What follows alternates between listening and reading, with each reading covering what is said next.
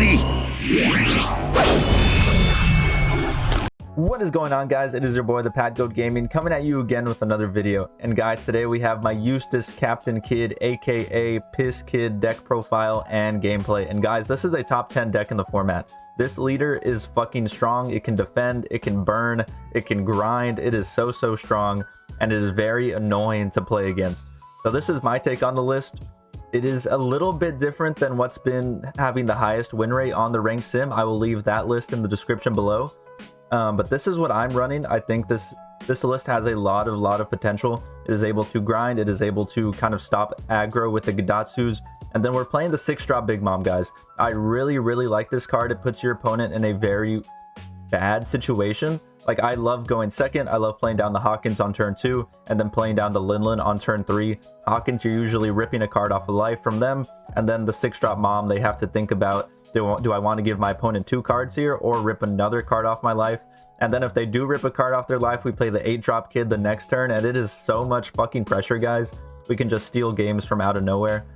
So a very strong list, guys. I think this deck has a lot of potential, and we could see it start rising in the top 10 rankings. Currently, it's sitting right at 10, but I think it will either stay there or start moving slowly up as they start seeing what cards, because I don't think the list is optimized right now, like from what the top deck list is playing. They're just playing a bunch of huge supernovas, and maybe that's the way to go. Maybe that is the way to go, but I think there's a lot of room for changes with this deck, and I think it can see a lot of success in this format. So with that being said, guys, we have some banger fucking games for you. I think we got a red Luffy.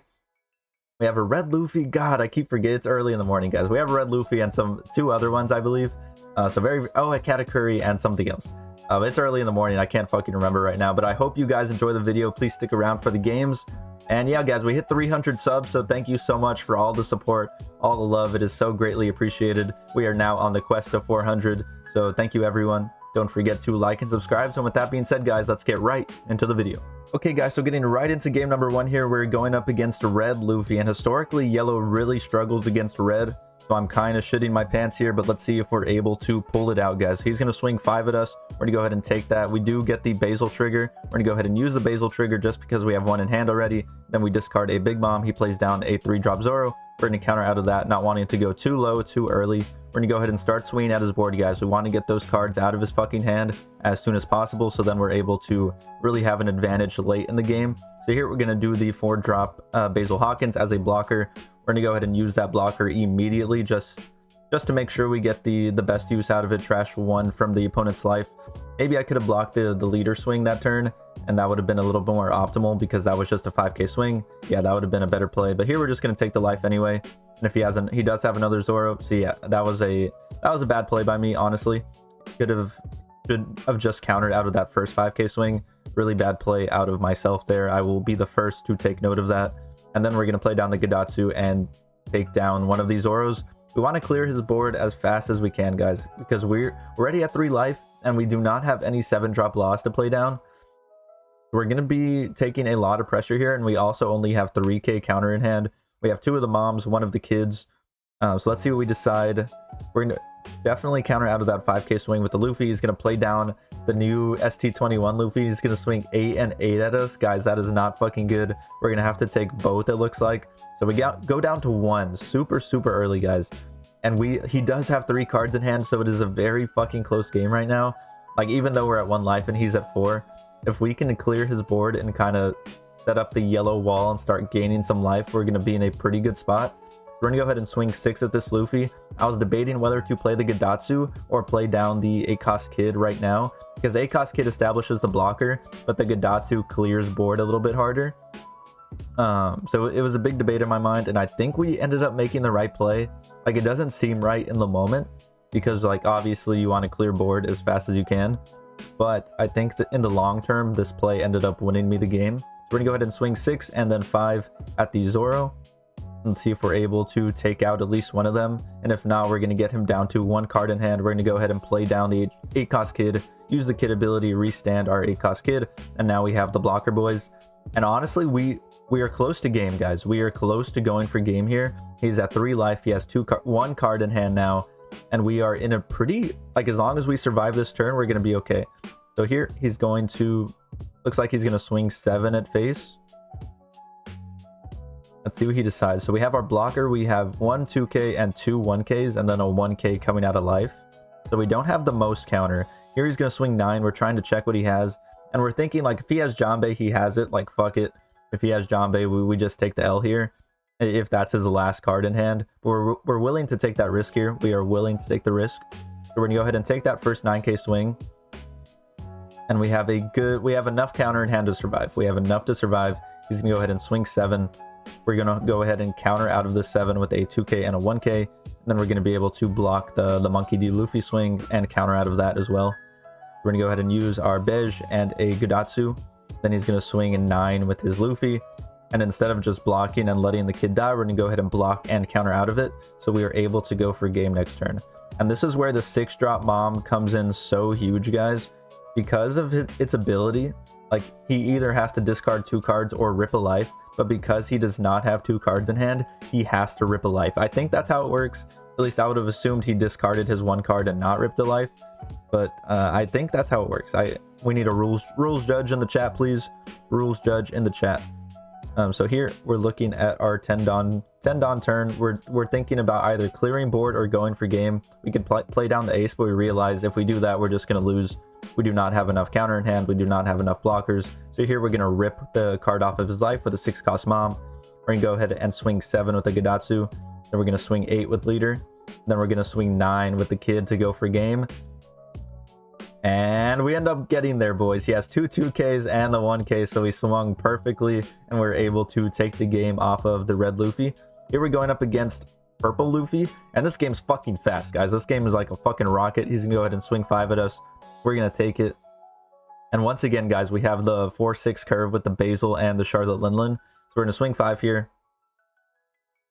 And then we're going to play down the Basil Hawkins and set up for that combo again, guys. I love playing the deck this way.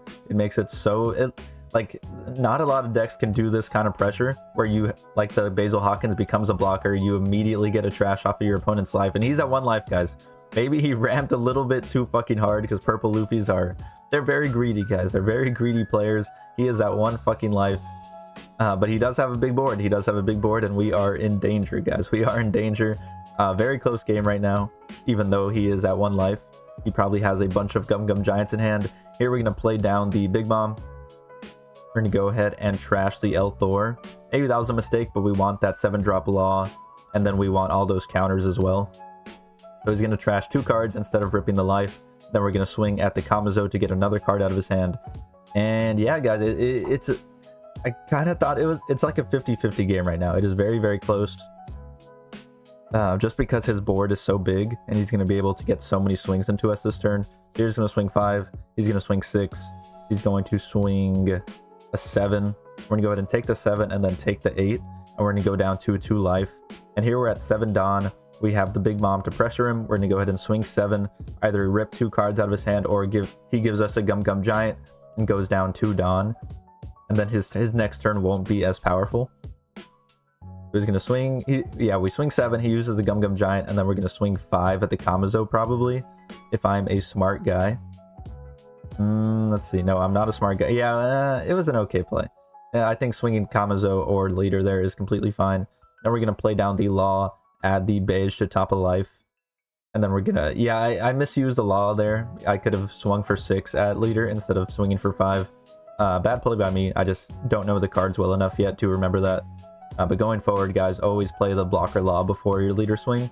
Unless, like, you're worried about a trigger, that is understandable. And then he just forfeits because he did not have enough defense in hand. He did not have any blockers, and we were going to be able to outgrind him. And then, guys, we have the last game here. We're going up against Katakuri. And Katakuri, I was a little bit worried about this just because they have the 10-drop Mom, and we do not. So let's see what we're able to do here. We're going first, so we're not going to be able to do the 4-cost Hawkins into the 6-cost Mom on curve this game. We're going to go ahead and swing 8 here. Just hope he doesn't trigger. Katakuri always triggers first life off me, boys. He always does, but he does not get a trigger, so very, very nice for us. He's going to swing 5 at us. We're going to go ahead and take that. And then he's going to play down his own Basil Hawkins. Like, Basil Hawkins is so good. He's being ran in Katakuri when you can't even make him a blocker. But here we're going to play down our own Hawkins and really show off the power of the kid here by making ours a blocker, where Katakuri's is just an attacker. And we don't, I mean, we don't necessarily have to clear it, but if we don't, he just swings a free 5 at us every turn. So here he's going to swing for 6. I think we're going to go ahead and counter out of this. We're trying to decide whether to use our blocker here or use take the life, use the beige, and make his leader not attack. I think we decide to just block, and then we're trashing the Nami off of life. So very, very nice use of the Basil Hawkins there. And then we get the beige out of life, and he plays down an Okiku. And here on our 7 Dawn turn, guys, we're doing the same shit every fucking game. I know people hate playing against this. I hate playing against this. He triggers an Okiku out of life. Very, very shit to see. We did not want to see that. So now he has a bunch of swings. He is sitting at 2 life. But we are still pushing, boys. We have a bunch of cards in hand, a bunch of 2Ks. And here he plays the Charlotte Linlin. We're going to go ahead and trash the top of our life because we know he's going to be able to outgrind us. Like, if we give him life, he's going to be able to play down his 10 drops and just win the game over time. And here he just swings a bunch of 6Ks at us. And luckily, we have a bunch of 2Ks in hand. We're going to be able to survive. So we go down to 1 life here. He is at 2. We have the 8-drop kid to rip a card out of his life again. And then we're going to be able to pressure him super, super hard. So even if he plays the 10-drop, we're still going to be able to go for game the following turn. Here, we're going to swing for 7. And he's going to either give us 2 cards or go down to 0. He goes down to 0, and then we swing a 5 at face. And then he counters out of it with the Nami. So here, guys, if he plays the 10-drop, we're still going to win. We have enough cards in hand to defend here. We get the kid ability, and we're able to discard one of our non-counters, counter out the first 5K swing, counter out the first 6K swing. And then we have the Eustass Captain Kid blocker. And that is why this deck is so fucking good, because you're able to burn and defend at the same time. Here, he's going to attack for an 11. And I think we decide to take this because we know the Basil Hawkins is coming. We're going to go ahead and trigger that. And we find the 0 cost event from top of life. Yellow is so fucking annoying, guys. It is so fucking annoying. And here he's going to swing for 10 with his Okiku. And we're not in danger here. We got it. Unless there's a Jambe in yellow that I don't know about. Maybe there is. There could be. But we're going to go ahead and counter out of this with the Elthor and the 0 cost event, I would assume. Yeah. We're going to go ahead and use the Elthor and then use the 0 cost event. And he's going to swing for 9 at our Big Mom. We're going to go ahead and counter out of it, block and counter. And that is going to be the games, boys. So those are the 3 games I had for you today. Let's get right into the post game. Thank you so much for making it to the end of the video, guys. I really appreciate it. It helps out the channel so much. Make sure to comment LAMP in the comment section below to let me know that you made it to the end of the video. It means so much to me. So thank you so much, guys. We're on the quest to 400 subs. So if you made it here, make sure to like and subscribe if you are not already. And if you are, I love you. And with that being said, thank you so much, and I'll see you.